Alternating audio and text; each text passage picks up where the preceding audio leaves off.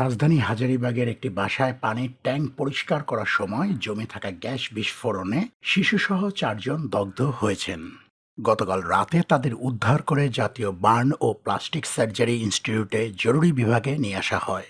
দগ্ধরা হলেন ব্যবসায়ী জিয়াউদ্দিন, তার ২ মেয়ে ফারিয়া ও রাফিয়া এবং দিনমজুর বেলাল হোসেন। জানা যায় শনিবার বিকেলে বাড়ির পানির ট্যাঙ্ক পরিষ্কার করতে নামেন বেলাল। তখন পানির ট্যাঙ্কের ঢাকনা সরিয়ে সেখানে অন্ধকার থাকায় বিদ্যুৎ সংযোগ দিতে একটি বাতি লাগাচ্ছিলেন। তখন পাশে দাঁড়িয়েছিলেন জিয়া ও তার ২ মেয়ে। এ সময় বিস্ফোরণ হলে ৪ জনই দগ্ধ হন।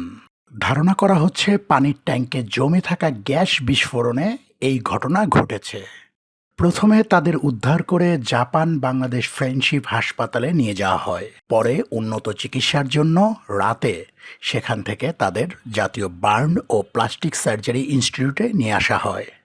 আজ দুপুরে বার্ন ইনস্টিটিউটের আবাসিক সার্জন ডাক্তার শাওন বিন রহমান জানান, বেলালের শরীরে ১৭%, জিয়ার ৪, ফারিয়ার ৫ ও রাফিয়ার ৬% পুড়ে গেছে।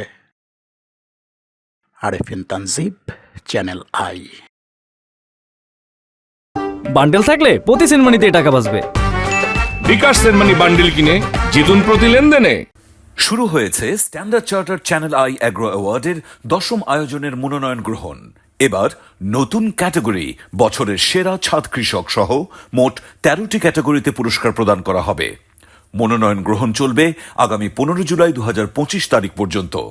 বিস্তারিত জানতে ভিজিট করুন www.agroaward.com এবং ফোন করুন 018737000556 এই নম্বরে।